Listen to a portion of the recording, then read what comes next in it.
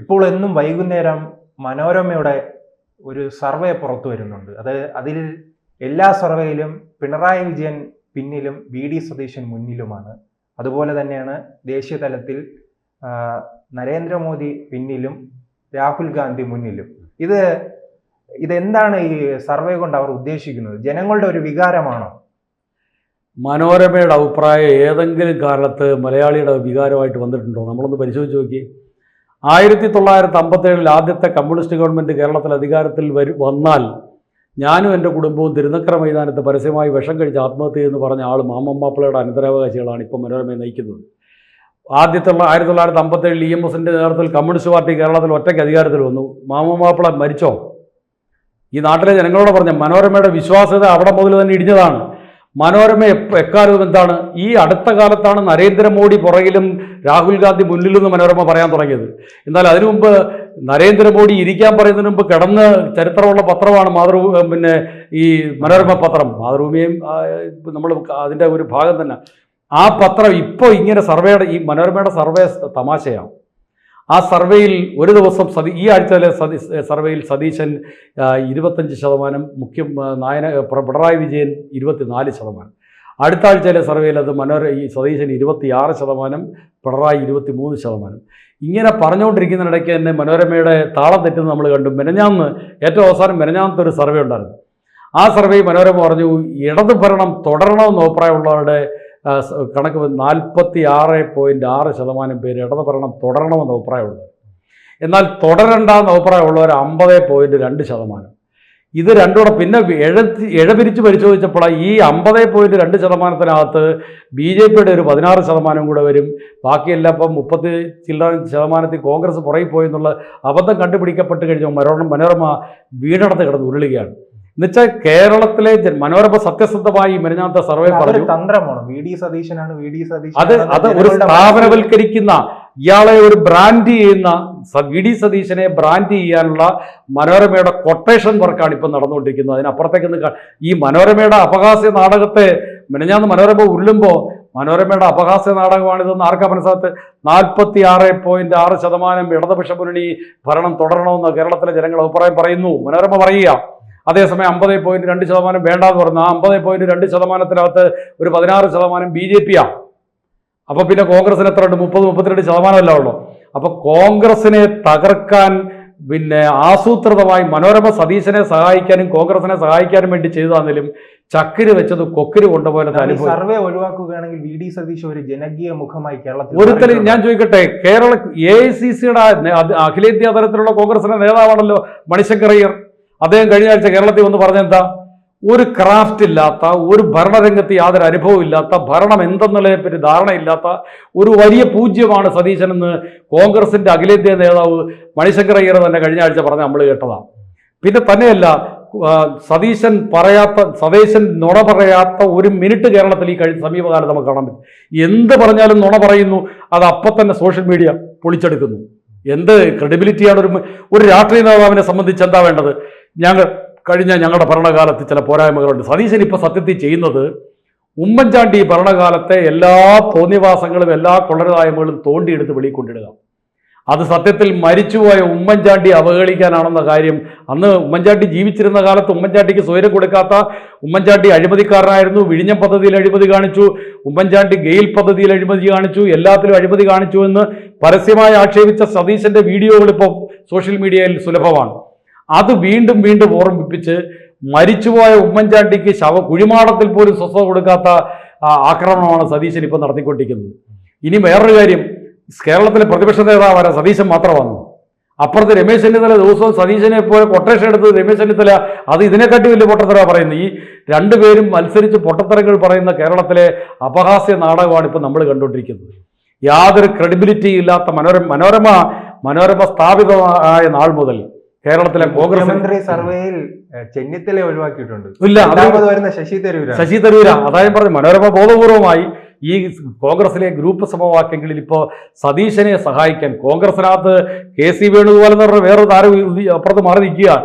ആ KC വേണുഗോപാലാണോ, സതീശനാണോ, രമേശ് ചെന്നിത്തലയാണോ, ശശി തരൂരാണോ, ആരായിരിക്കും അധികാരം കിട്ടിയാൽ വരിക എന്നുള്ള കാര്യത്തിൽ കോൺഗ്രസിനകത്ത് തന്നെ ഒരു ആശയക്കുഴപ്പമാണ്.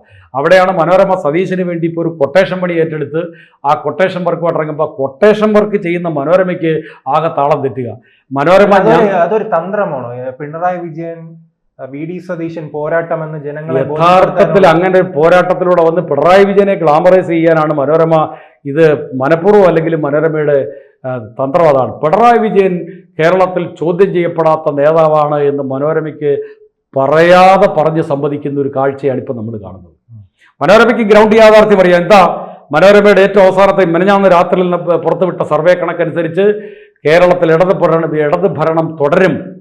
46.4% ഇടത് ഭരണം. നമുക്ക് അങ്ങനെ അത് അവരെ കുറ്റപ്പെടുത്താൻ കഴിയുമോ? ഞാൻ കുറ്റപ്പെടുത്തുന്നില്ല. കാരണം പണ്ട് 2016 റിയാസ് തോൽക്കുമെന്ന് പറഞ്ഞു, മണി തോൽക്കും, MM മണി തോക്കുമെന്ന് പറഞ്ഞു, ആരൊക്കെ തോക്കുമെന്ന് പറഞ്ഞു, മനോരമ തോക്കുമെന്ന് ആരൊക്കെ പറഞ്ഞു, അവരെല്ലാം ജയിച്ചു. ലോക്സഭയിൽ സുരേഷ് ഗോപി തോക്കുമെന്ന് പറഞ്ഞിട്ടുണ്ട്. എല്ലാവരും മനോരമ എപ്പോൾ ആരൊക്കെ തോക്കുമെന്ന് പറഞ്ഞു അവരെല്ലാം ജയിക്കുകയാണ്.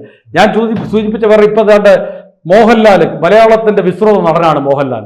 അദ്ദേഹം പിണറായിയുടെ ഇന്റർവ്യൂ കേരളത്തിന്റെ മുഖ്യമന്ത്രിയല്ലേ, എത്ര പ്രാവശ്യം നേരത്തെ ചെയ്തിട്ടുണ്ട്. ഇപ്പോൾ ഉടനെ ആ ഇന്റർവ്യൂ വന്നപ്പം ഉടനെ സതീശൻ ജോയി മാത്യു എന്ന് പറഞ്ഞ കഞ്ചാവ് ഒരു അയാളെ അങ്ങനെയൊക്കെ വലിയ ആക്ഷേപം പറയും, അയാളുമായിട്ട് ഇന്റർവ്യൂ നടത്തി. ഇതിന് പകരം കാണിക്കുക. ഇതെല്ലാം മനോരമയുടെയൊക്കെ ഒരു ആശീർവാദത്തോടെ കേരളത്തിൽ നടക്കുന്ന ഒരു PR വർക്കാണ്. മുഖ്യമന്ത്രിയെ കേരളത്തിന്റെ പ്രിയപ്പെട്ട മലയാളിയുടെ ഏറ്റവും മനസ്സിന്റെ ഉള്ളിന്റെ ഉള്ളിൽ സ്ഥാനമുള്ള നടനാണ് മോഹൻലാൽ. അദ്ദേഹം ഒരു ഇന്റർവ്യൂ ചെയ്യാൻ ഒരു ചാനലിന് വേണ്ടി ഇന്റർവ്യൂ ചെയ്യാൻ ആ ചാനലുകാർ അദ്ദേഹത്തെ സമീപിച്ചു. അദ്ദേഹം മുഖ്യമന്ത്രിയുടെ അനുമതി തേടി അവർ ഇന്റർവ്യൂ നടത്തി. ആ അഭിമുഖം വരാനിരിക്കുന്നതിന് മുമ്പ് കോൺഗ്രസും സതീശനും മനോരമയും എല്ലാം ഭയപ്പെട്ട് അതിനെതിരെ വാർത്തകൾ. VD സതീശൻ ഈ പൊതുജനങ്ങളോട് സംസാരിക്കുമ്പോൾ ഇപ്പോൾ ശ്രദ്ധിച്ചാൽ മനസ്സിലാക്കും, അദ്ദേഹം പറയുകയാണ്, എന്തെങ്കിലും പരാതിയുമായി എത്തുമ്പോൾ പറയുകയാണ്, അടുത്ത സർക്കാർ ഞങ്ങളുടേതാണ്, അടുത്ത സർക്കാർ ഇത് പരിഹരിക്കുമെന്നാണ് പറയുന്നത്. അത്രയ്ക്ക് ആത്മവിശ്വാസമല്ല, ആത്മവിശ്വാസ കുറവ് കൊണ്ടാണ് ഇതിങ്ങനെ പറഞ്ഞെങ്കിലും ആക്കണം. ഇപ്പൊ എന്താ സ്ഥിതി? സതീശന്റെ നുണകളെന്ന് പറഞ്ഞൊരു ഫേസ്ബുക്ക് പേജ് തുടങ്ങി. 90K. കേരളത്തിന്റെ ചരിത്രത്തിൽ ഇതുപോലെ ഇപ്പോൾ എന്താ ഇത് കാര്യം? ഈ മനുഷ്യൻ കള്ളം മാത്രമേ പറയൂ, ഈ മനുഷ്യൻ നേര് പറയില്ല എന്നൊരു പൊതുജന വിശ്വാസം ഉണ്ടാക്കിയെടുത്തതുകൊണ്ടാണ്. ഞാൻ അങ്ങനെ കള്ളം പറയുന്നവനാണെന്ന് ആളുകൾക്ക് തോന്നണമെങ്കിൽ ഞാൻ നിരന്തരം കള്ളം പറഞ്ഞാലല്ലേ പറ്റൂ. നിരന്തരം നുണ പറയുമ്പോൾ സ്വാഭാവികമായിട്ടും നുണയൻ സതീശൻ എന്നൊരു പേര് അദ്ദേഹത്തിന് വന്നത് അങ്ങനെയല്ലേ? ഇതാരാ പ്രചരിപ്പിച്ചത്? കോൺഗ്രസിൽ നിന്ന് തന്നെ ഇത് പ്രചരണം വരുന്നത്. കാരണം മുഖ്യമന്ത്രി കുപ്പായം തുന്നി തയ്പ്പിച്ച് സ്വപ്നം കണ്ടിരിക്കുന്ന കുറേയേറെ ആളുകൾ സതീശന് ചുറ്റും നിൽക്കുക. ആ ചുറ്റും നിൽക്കുന്നവർ തന്നെയാണ് ഇത്തരം പ്രചരണത്തിന്റെ പുറകിലെന്നുള്ള കാര്യത്തിൽ ആർക്കാ സംശയം? ഒരു സംശയമില്ല. എന്നാൽ ഇടതുപക്ഷ മുന്നണിയെ സംബന്ധിച്ച് ഇടതുപക്ഷ മുന്നണി യാത്രകൾ ശ്രദ്ധിക്കുകയാണെങ്കിൽ ഒരു മുഖത്തിലേക്ക് ചുരുങ്ങുകയല്ലേ കോൺഗ്രസ്? സതീശൻ മാത്രമായി ചുരുങ്ങി കോൺഗ്രസ്. അത് സതീശൻ ചാർട്ട് ചെയ്ത ജാഥയാണ്. വേറെ KPCCയുടെ പ്രസിഡന്റിനെ ഈ ജാഥയിൽ എവിടെയെങ്കിലും നിങ്ങൾക്ക് കാണാമോ? KPCC മുൻ പ്രസിഡന്റുമാരെ എവിടെയെങ്കിലും മുല്ലപ്പള്ളി രാമേന്ദ്രൻ ഒരു സ്റ്റേജിൽ ചെന്ന് കയറി ചവിട്ടി താഴെ ഇട്ടു. വേറെ സുധാകരൻ ബോധപൂർവ്വം ആ സ്റ്റേജിലെങ്കിലും കയറുന്നില്ല. വേറെ ആര് പോന്നു? രമേശ് ചെന്നിത്തല ആ സ്റ്റേജിന്റെ പരിസരത്തെ എടുക്കുന്നില്ല. KC വേണുഗോപാൽ ചിലയിടത്തൊക്കെ ഇങ്ങനെ പോസ്റ്ററിലൊക്കെ ഇങ്ങനെ അവിടെ ഇവിടെയൊക്കെ കാണിക്കുന്നതല്ലാതെ KC വേണുഗോപാൽ പോകുന്നില്ല. KC വേണുഗോപാൽ പല അടുക്കളക്കകത്ത് കയറി മീൻ ഉപ്പൊക്കെ നോക്കി കപ്പയുടെ വേവ് നോക്കി നടക്കുക. അദ്ദേഹത്തിൻ്റെ പണി അതാ. അദ്ദേഹം ഈ ജാഥയ്ക്ക് വലിയ പ്രചരണം കൊടുക്കുന്നില്ല. ഞാൻ വേറെ കാര്യത്തോടെ പറയാം. ഈ ഐക്യ ജനാധിപത്യ മുന്നണി എന്നുള്ളതിന് ഐക്യ ജമാഅത്തെ മുന്നണി എന്ന തരത്തിലേക്ക് ഇപ്പോൾ മാറിക്കഴിഞ്ഞു. കേരളത്തിലെ ജനങ്ങൾ ഇതൊക്കെ കണ്ടുകൊണ്ടിരിക്കുക. ജമാഅത്തെ ഇസ്ലാമി മതരാഷ്ട്ര പാർട്ടിയായ മതവാദ പാർട്ടിയായ ജമാഅത്തെ ഇസ്ലാമിക്ക് കീഴടങ്ങുന്ന ഒരു രാഷ്ട്രീയ അജണ്ട മലയാളി സമ്മതിക്കില്ല എന്ന യാഥാർത്ഥ്യം ഇനിയെങ്കിലും ഉൾക്കൊള്ളാം. ആ യാഥാർത്ഥ്യം മലയാളി തിരിച്ചറിയുന്നു എന്നുള്ള ഭയമാണ് മലയാള മനോരമയെ കൊണ്ട് ഇത്തരത്തിലുള്ള അധമ മാധ്യമ പ്രവർത്തനത്തിന് അവരെ പ്രേരിപ്പിക്കും. VD സതീശൻ പലപ്പോഴും ഇപ്പൊ ജമാഅത്തെ ഇസ്ലാമിയുമായി ബന്ധപ്പെട്ട് CPM വിമർശനം ഉന്നയിക്കുമ്പോൾ VD സതീശൻ തിരിച്ചു പറയുന്നത് മോദിക്ക് മുന്നിൽ പിണറായി വിജയൻ കീഴടങ്ങിയെന്നാണ്. ഞാൻ ചോദിക്കട്ടെ, ഇന്ത്യയുടെ പ്രധാനമന്ത്രിയാണ് നരേന്ദ്രമോദി. അതൊരു ഭരണഘടനാ സ്ഥാപനമാണ്. ആ ഭരണഘടനാ സ്ഥാപനത്തെ ഒരു മുഖ്യമന്ത്രിക്ക് കാണാൻ പോകാൻ പറ്റൂ? എന്താണ് ഈ പറയുന്നത്? സതീശൻ തെലങ്കാനയിലെ മുഖ്യമന്ത്രി രേവന്ത് റെഡ്ഡി പ്രധാനമന്ത്രി അവിടെ വന്നപ്പോൾ കുമ്പിട്ട് നിന്ന് സ്വീകരിക്കുന്ന പടം നമ്മൾ കണ്ടില്ലേ? കർണാടകത്തിൽ SM കൃഷ്ണ അല്ല, ഇയാളിപ്പോ സിദ്ധരാമയ്യ കാണിക്കുന്നില്ലേ? അപ്പൊ അവിടെ എന്താ കോൺഗ്രസിന് ഉണ്ടാട്ടമില്ലാത്തത്? എന്നാൽ BJPയുടെ നയം ഇടതുപക്ഷം പിന്തുടരുന്ന ഒന്നാണ് വിഷയം. നരേന്ദ്രമോദി ഗവൺമെന്റ് രാജ്യത്തെ തൊഴിലാളികളെ ദ്രോഹിക്കുന്ന ലേബർ കോഡ് കൊണ്ടുവന്നു. ആ ലേബർ കോഡ് ഏതെങ്കിലും ഒരു BJP സർക്കാർ വിജ്ഞാപനം ഇറക്കുന്നതിന് മുമ്പ് ആദ്യം വിജ്ഞാപനം ഇറക്കിയ സംസ്ഥാനം കർണാടക, കോൺഗ്രസ് ഭരിക്കുന്നത്. എന്തേ സതീശന് അഭിപ്രായമില്ലേ? എന്തേ മുസ്ലിം ലീഗിന് അഭിപ്രായമില്ലേ? ഈ ബുൾഡോസർ രാജ് വടക്കേ ഇന്ത്യയിലും ഉത്തർപ്രദേശിലും ഒക്കെയാണ് നടക്കുന്നത്. അത് കേരളത്തിൽ ഇതുവരെ നടന്നിട്ടില്ല. കർണാടകത്തിലെ കോൺഗ്രസ് സർക്കാർ നടത്തി. നരേന്ദ്രമോദിയെ അനുകരിക്കുന്ന ആരാണ്? നരേന്ദ്രമോദി ഇന്ത്യയുടെ പ്രധാനമന്ത്രി കേരളത്തിൽ വരുമ്പോൾ കേരളത്തിലെ മുഖ്യമന്ത്രിക്ക് സ്വീകരിക്കാതിരിക്കാൻ പറ്റൂ? അതല്ലാതെ കോൺഗ്രസിന്റെ, ഞാൻ ചോദിക്കട്ടെ, ഈ രാജ്യത്ത് തൊഴിലുറപ്പ് പദ്ധതിയെ ഇല്ലാതാക്കുന്നതിനുള്ള ബില്ല് പാർലമെന്റ് പാസാക്കിയ വൈകുന്നേരം നരേന്ദ്രമോദിയുടെ വസതി പോയി ചായ കുടിച്ച ആളുടെ പേരെന്താ? പേര് പറയണം. കോൺഗ്രസിന്റെ നേതാവ് പ്രിയങ്ക ഗാന്ധിയും കോൺഗ്രസിന്റെ അഖിലേന്ത്യാ പ്രസിഡന്റ് മല്ലികാർജ്ജുന ഖാർഗെ. സതീശൻ അഭിപ്രായം ഉണ്ടാവല്ലോ. ഈ ആക്ഷേപം പറയുന്നത് സതീശൻ എന്തെങ്കിലും പറയാനുണ്ടോ? പിണറായി വിജയൻ പോയോ? അങ്ങനെ പിണറായി വിജയൻ കേരളത്തിന്റെ മുഖ്യമന്ത്രി തരത്തിൽ പ്രധാനമന്ത്രി വരുമ്പോൾ അദ്ദേഹത്തെ സ്വീകരിക്കും. അത് ഭരണഘടനാപരമായ ബാധ്യതയാണ്. അതിനപ്പുറത്ത് അവരുടെ അടുക്കളയ്ക്കകത്ത് പോയി ചായ കുടിക്കാൻ പ്രിയങ്ക ഗാന്ധിയും മല്ലികാർജ്ജുന ഖാർഗെയും വേണുഗോപാലും ഒക്കെ പോയിരുന്ന പോലെ പിണറായി വിജയൻ പോകുന്നില്ല. അതാ അവർ തമ്മിലുള്ള വ്യത്യാസം.